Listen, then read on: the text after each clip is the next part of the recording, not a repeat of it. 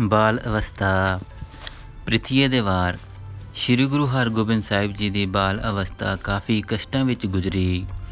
ਆਪ ਦਾ ਤਾਇਆ ਪ੍ਰਿਥੀਆ ਅਤੇ ਤਾਈ ਕਰਮੋਂ ਆਪ ਦੇ ਅਵਤਾਰ ਦੀ ਖਬਰ ਸੁਣ ਕੇ ਸੜ ਬਲ ਗਏ ਸਨ।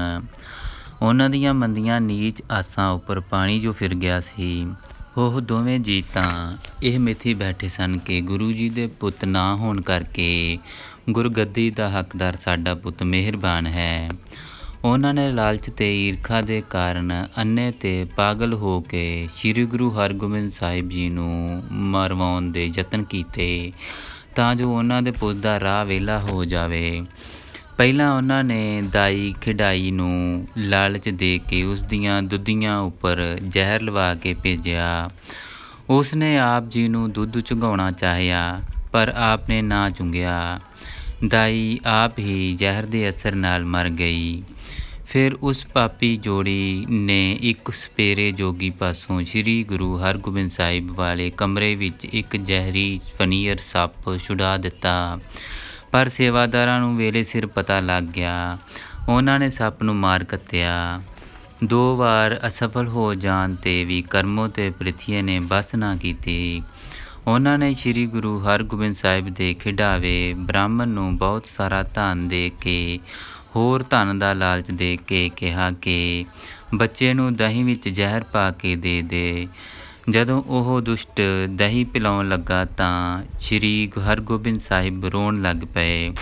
ਉਹ ਦਹੀਂ ਨੂੰ ਮੂੰਹ ਨਾ ਲਾਉਣ ਤਾਂ ਫਿਰ ਗੁਰੂ ਅਰਜਨ ਦੇਵ ਜੀ ਨੇ ਆਪ ਦਹੀਂ ਪਿਲਾਉਣਾ ਚਾਹਿਆ, ਪਰ ਸ਼੍ਰੀ ਹਰਗੋਬਿੰਦ ਜੀ ਨੇ ਫਿਰ ਵੀ ਨਾ ਪੀਤਾ, ਸਗੋਂ ਹੱਥ ਨਾਲ ਪਰੇ ਕਰ ਦਿੱਤਾ।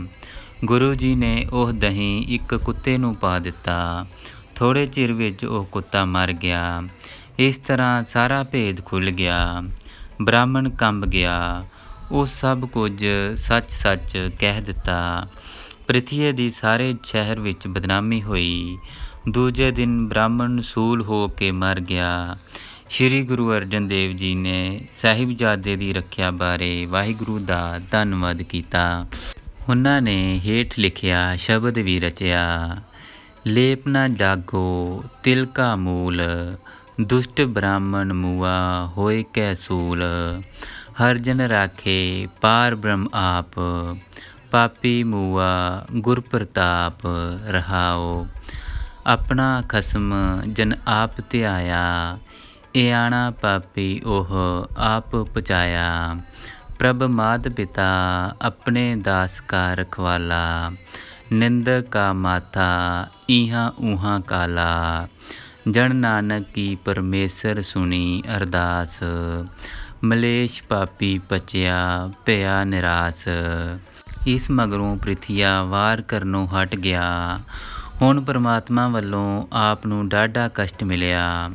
ਆਪ ਨੂੰ ਬੜੀ ਸਖਤ ਕਿਸਮ ਦੀ ਚੀਚਕ ਨਿਕਲੀ, ਪਰ ਵਾਹਿਗੁਰੂ ਨੇ ਮਿਹਰ ਕੀਤੀ। ਆਪ ਰਾਜੀ ਹੋ ਗਏ। ਸ਼੍ਰੀ ਗੁਰੂ ਅਰਜਨ ਦੇਵ ਜੀ ਨੇ ਇਸ ਮੌਕੇ 'ਤੇ ਕਰਤਾਰ ਦੇ ਧੰਨਵਾਦ ਅਤੇ ਮਨ ਦੀ ਖੁਸ਼ੀ ਪ੍ਰਗਟ ਕਰਨ ਲਈ ਕਈ ਸ਼ਬਦ ਰਚੇ। ਉਹਨਾਂ ਵਿੱਚੋਂ ਇੱਕ ਹੇਠ ਲਿਖਾ ਹੈ। ਜਨ ਕੀ ਪੈਜ ਸਵਾਰੀ ਆਪ, ਹਰ ਹਰ ਨਾਮ ਦਿਓ ਗੁਰ ਅਵਖਦ। ਉਤਰ ਗਿਓ ਸਭ ਤਾਪ। ਰਹਾਓ। ਹਰ ਗੋਬਿੰਦ ਰੱਖਿਓ ਪਰਮੇਸ਼ਰ, ਆਪਣੀ ਕਿਰਪਾ ਧਾਰ। ਮਿਟੀ ਬਿਆਦ ਸਰਬ ਸੁਖ ਹੋਏ, ਹਰ ਗੁਣ ਸਦਾ ਵਿਚਾਰ। ਅੰਗੀਕਾਰ ਕੀਓ ਮੇਰੇ ਕਰਤੇ, ਗੁਰ ਪੂਰੇ ਕੀ ਵਡਿਆਈ। ਅਬਚਲ ਨੀਵ ਧਰੀ ਗੁਰੂ ਨਾਨਕ, ਨਿਤ ਨਿਤ ਚੜ੍ਹੇ ਸਵਾਈ। ਸਮੇਂ ਦੇ ਰੰਗ ਤੇ ਚਾਲ ਢਾਲ ਵੇਖ ਕੇ ਗੁਰੂ ਅਰਜਨ ਦੇਵ ਜੀ ਨੇ ਪ੍ਰਤੀਤ ਕਰ ਲਿਆ ਕਿ ਸਮੇਂ ਅਜਿਹੇ ਆ ਰਹੇ ਹਨ ਜਦ ਜ਼ੁਲਮ ਤੇ ਬਦੀ ਦੀਆਂ ਤਾਕਤਾਂ ਦਾ ਟਾਕਰਾ ਕਰਨ ਤੇ ਸੱਚਾ ਧਰਮ ਪ੍ਰਚਾਰਨ ਲਈ ਸਿੱਖਾਂ ਨੂੰ ਸੰਤ ਸਿਪਾਹੀ ਬਣਨਾ ਤੇ ਤਲਵਾਰ ਵਾਹੁਣੀ ਪਵੇਗੀ। ਅਜਿਹੇ ਸਮੇਂ ਵਿੱਚ ਗੁਰਗੱਦੀ 'ਤੇ ਬਿਰਾਜਮਾਨ ਹੋਣ ਵਾਲੇ ਵਿਅਕਤੀ ਵਿੱਚ ਜਿਹੋ ਜਿਹੇ ਗੁਣ ਤੇ ਸ਼ਕਤੀਆਂ ਦੀ ਲੋੜ ਸੀ, ਪੰਚਮ ਪਾਤਸ਼ਾਹ ਨੇ ਸ਼੍ਰੀ ਹਰਗੋਬਿੰਦ ਸਾਹਿਬ ਨੂੰ ਉਹ ਜਿਹੀ ਸਿਖਲਾਈ ਦਿਵਾਉਣ ਦਾ ਫੈਸਲਾ ਕੀਤਾ। ਆਪ ਨੇ ਸਾਹਿਬਜ਼ਾਦੇ ਦੀ ਸਿਖਲਾਈ ਪੜ੍ਹਾਈ ਦਾ ਕੰਮ ਬਾਬਾ ਬੁੱਢਾ ਜੀ ਦੇ ਸਪੁਰਦ ਕੀਤਾ। ਆਪ ਨੇ ਬਾਬਾ ਬੁੱਢਾ ਜੀ ਨੂੰ ਕਿਹਾ, ਸ਼੍ਰੀ ਹਰਗੋਬਿੰਦ ਸਾਹਿਬ ਜੀ ਨੂੰ ਸੰਤ ਸਿਪਾਹੀ ਬਣਾਇਆ ਜਾਵੇ। ਬਾਬਾ ਜੀ ਨੇ ਸ਼੍ਰੀ ਹਰਗੋਬਿੰਦ ਸਾਹਿਬ ਨੂੰ ਗੁਰੂ ਘਰ ਦੀ ਵਿੱਦਿਆ ਦਿੱਤੀ ਤੇ ਗੁਰਬਾਣੀ ਦੀ ਪੜ੍ਹਾਈ ਕਰਾਈ ਅਤੇ ਨਾਲ ਹੀ ਸ਼ਸਤਰਾਂ ਦੀ ਵਰਤੋਂ, ਘੋੜੇ ਦੀ ਸਵਾਰੀ, ਕੁਸ਼ਤੀ ਆਦਿਕ ਯੋਧਿਆਂ ਸੂਰਬੀਰਾਂ ਦੇ ਕਰਤੱਬਾਂ ਦੀ ਸਿਖਲਾਈ ਵੀ ਕਰਾਈ। ਨਤੀਜਾ ਇਹ ਹੋਇਆ ਕਿ ਸ਼੍ਰੀ ਹਰਗੋਬਿੰਦ ਸਾਹਿਬ ਹਰ ਪਾਸਿਓਂ ਮੁਕੰਮਲ ਯੋਗਤਾ ਵਾਲੇ ਮਰਦ ਬਣ ਗਏ।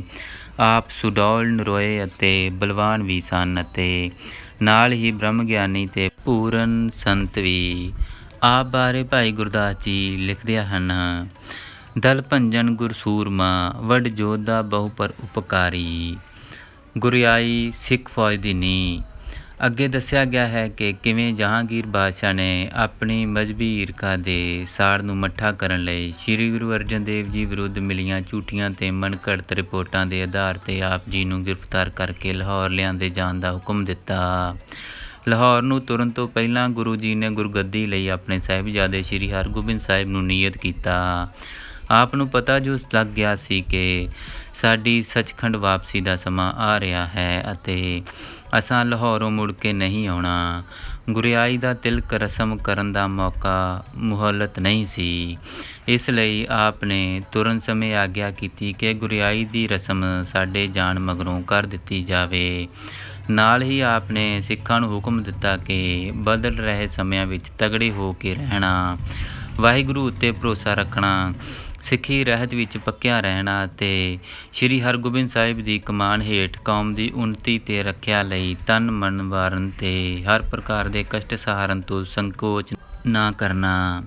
ਇਸ ਆਗਿਆ ਮੁਜਮ ਜੇਠ ਵਦੀ 14 28 ਜੇਠ ਸੰਮਤ 1663 ਮੁਤਾਬਕ 25 ਮਈ ਸੰਨ 1606 ਨੂੰ ਬਾਬਾ ਬੁੱਢਾ ਜੀ ਨੇ ਸ਼੍ਰੀ ਗੁਰੂ ਹਰਗੋਬਿੰਦ ਸਾਹਿਬ ਜੀ ਨੂੰ ਗੁਰਿਆਈ ਦਾ ਤਿਲਕ ਲਗਾਇਆ। ਆਪ ਦੀ ਉਮਰ ਉਸ ਵੇਲੇ ਮਸਾਂ 11 ਕੁ ਵਰ੍ਹਿਆਂ ਦੀ ਸੀ। ਗੁਰਿਆਈ ਦਾ ਤਿਲਕ ਲਾਉਣ ਪਿੱਛੋਂ ਚੱਲੀ ਆਈ ਰੀਤ ਮੁਜਬ ਬਾਬਾ ਬੁੱਢਾ ਜੀ ਨੇ 6ਵੇਂ ਸਤਿਗੁਰੂ ਨੂੰ ਸੇਲੀ ਟੋਪੀ ਪੇਸ਼ ਕੀਤੀ। ਆਪ ਨੇ ਆਗਿਆ ਕੀਤੀ, ਇਹ ਛਾਇਆ ਹੁਣ ਤੋਸ਼ੇਖਾਨੇ ਵਿੱਚ ਰਖਵਾ ਦਿਓ। ਇਹਨਾਂ ਵਾਲਾ ਸਮਾਂ ਲੰਘ ਚੁੱਕਿਆ ਹੈ। ਸਾਨੂੰ ਦਸਤਾਰ, ਕਲਗੀ ਤੇ ਤਲਵਾਰ ਦਿਓ। ਅਜਿਹਾ ਹੀ ਕੀਤਾ ਗਿਆ। ਆਪ ਨੇ ਇੱਕ ਤਲਵਾਰ ਪਹਿਨਣ ਦੀ ਥਾਂ 2 ਤਲਵਾਰਾਂ ਪਹਿਨੀਆਂ, ਇੱਕ ਮੀਰੀ ਦੀ, ਇੱਕ ਪੀਰੀ ਦੀ, ਇੱਕ ਆਤਮਕ ਮੰਡਲਾਂ ਵਿੱਚ ਅਗਵਾਈ ਦੀ ਨਿਸ਼ਾਨੀ ਅਤੇ ਦੂਜੀ ਸੰਸਾਰਕ ਮਾਮਲਿਆਂ ਸੰਬੰਧੀ ਅਗਵਾਈ ਦੀ।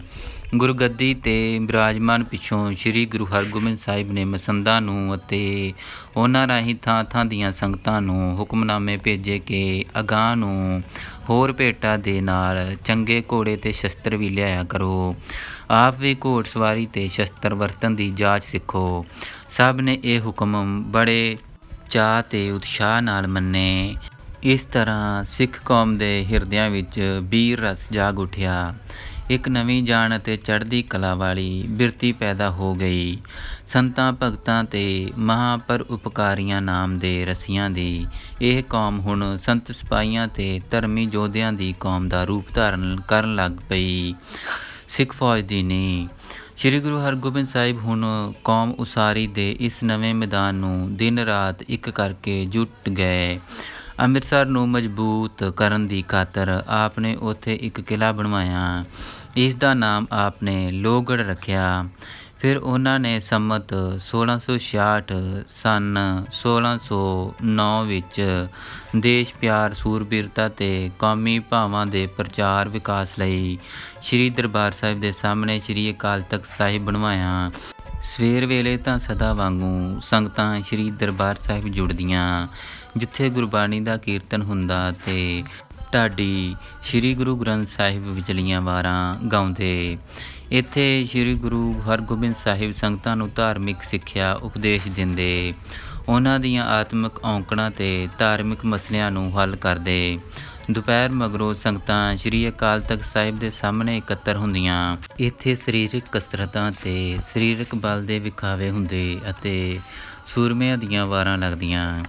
ਇਹਨਾਂ ਨਾਲ ਸਿੱਖਾਂ ਦੇ ਮਨਾਂ ਵਿੱਚ ਵੀਰ ਰਸ ਅਤੇ ਸੂਰਬੀਰਤਾ ਦੇ ਵੇਗ ਵਲਵਲੇ ਪੈਦਾ ਹੁੰਦੇ ਤੇ ਠਾਠਾਂ ਮਾਰਦੇ। ਇੱਥੇ ਹੀ ਗੁਰੂ ਜੀ ਬਾਹਰ ਦੇ ਆਏ ਸਿੱਖ ਸੇਵਕਾਂ ਨੂੰ ਮਿਲਦੇ, ਉਹਨਾਂ ਦਾ ਹਾਲ ਚਾਲ ਪੁੱਛਦੇ, ਸੁਣਦੇ, ਲੋਕਾਂ ਦੀਆਂ ਸ਼ਿਕਾਇਤਾਂ ਸੁਣਦੇ, ਨਜਿੱਠਦੇ ਅਤੇ ਉਹਨਾਂ ਦੇ ਝਗੜਿਆਂ ਦਾ ਨਿਬੇੜਾ ਕਰਦੇ। ਸਿੱਖਾਂ ਨੂੰ ਪ੍ਰੇਰਨਾ ਕੀਤੀ ਜਾਂਦੀ ਕਿ ਤੁਸੀਂ ਆਪੋ ਵਿਚਲੇ ਝਗੜਿਆਂ ਨੂੰ ਸਰਕਾਰੀ ਦਰਬਾਰੇ ਲਿਜਾਣ ਦੀ ਥਾਂ ਆਪਸ ਵਿੱਚ ਹੀ ਨਜਿੱਠ ਲਿਆ ਕਰੋ। ਗੁਰੂ ਜੀ ਨੇ ਆਪਣੀ ਅਰਦਲ ਵਿੱਚ ਰੱਖਣ ਲਈ 52 ਬਲਵਾਨ ਜਵਾਨਾਂ ਦੀ ਨਿੱਜੀ ਗਾਰਦ ਤਿਆਰ ਕੀਤੀ। ਇਹ ਗਾਰਦ ਆਪ ਜੀ ਦੀ ਫੌਜ ਦੀ ਨਹੀਂ, ਸਗੋਂ ਭਵਿੱਖ ਸਿੱਖ ਫੌਜ ਦੀ ਨੀਂਹ ਦਾ ਮੁੱਢ ਬਣੀ। ਮਾਝੇ, ਮਾਲਵੇ ਤੇ ਦੁਆਬੇ ਵਿੱਚੋਂ 500 ਸ਼ੈਲ ਛਬੀਲੇ ਗੱਭਰੂ ਗੁਰੂ ਜੀ ਦੇ ਦਰਬਾਰ ਵਿੱਚ ਹਾਜ਼ਰ ਹੋਏ। ਉਹਨਾਂ ਨੇ ਸਿੱਖ ਧਰਮ ਦੀ ਖਾਤਰ ਹਰ ਪ੍ਰਕਾਰ ਦੇ ਖਤਰੇ ਹਿੱਕਾਂ ਤਾਣ ਕੇ ਝੱਲਣ ਅਤੇ ਗੁਰੂ ਜੀ ਦੀ ਆਗਿਆ ਦੀ ਪਾਲਣਾ ਕਰਦਿਆਂ ਮਰ ਮਿਟਣ ਲਈ ਆਪਣੇ ਆਪ ਨੂੰ ਪੇਸ਼ ਕੀਤਾ। ਉਹਨਾਂ ਨੇ ਕਿਹਾ ਕਿ ਅਸਾਂ ਤਨਖਾਹ ਨਹੀਂ ਲੈਣੀ, ਅਸਾਂ ਤਾਂ ਆਪਣੇ ਆਪ ਨੂੰ ਪੂਰੇ ਤੌਰ 'ਤੇ ਗੁਰੂ ਜੀ ਦੇ ਹਵਾਲੇ ਕਰ ਦਿੱਤਾ ਹੈ। ਗੁਰੂ ਜੀ ਨੇ ਉਹਨਾਂ ਨੂੰ ਘੋੜੇ ਅਤੇ ਸ਼ਸਤਰ ਦਿੱਤੇ। ਇਸ ਤਰ੍ਹਾਂ ਇੱਕ ਛੋਟੀ ਜਿਹੀ ਫੌਜ ਬਣ ਗਈ। ਗੁਰੂ ਜੀ ਨੇ ਨਗਾਰਾ ਵੀ ਤਿਆਰ ਕਰ ਲਿਆ ਅਤੇ ਨਿਸ਼ਾਨ ਵੀ ਝੁਲਾਇਆ। ਲਾਉਡੇ ਵੇਲੇ ਆਪ ਜਵਾਨਾਂ ਸਮੇਤ ਨਗਾਰਾ ਵਜਾਉਂਦੇ, ਸ਼ਿਕਾਰ ਚੜ੍ਹਦੇ, ਸਰੀਰਕ ਬਲ ਵਾਲੀਆਂ ਖੇਡਾਂ ਕਸਰਤਾਂ ਕਰਾਉਂਦੇ ਅਤੇ ਘੋਲਾਂ ਆਦਿ ਦੇ ਅਖਾੜੇ ਲਗਵਾਉਂਦੇ। ਇਸ ਸਭ ਕਾਸੇ ਦਾ ਸਦਕਾ ਸਿੱਖਾਂ ਦੇ ਢੱਠੇ ਤੇ ਢਹਿ ਗਏ ਦਿਲਾਂ ਵਿੱਚ ਇਉਂ ਨਵੀਂ ਜਾਨ ਭਰੀ ਗਈ, ਜਿਵੇਂ ਬਰਸਾਤ ਵਿੱਚ ਬਨਸਪਤੀ ਮੌਲਦੀ ਹੈ।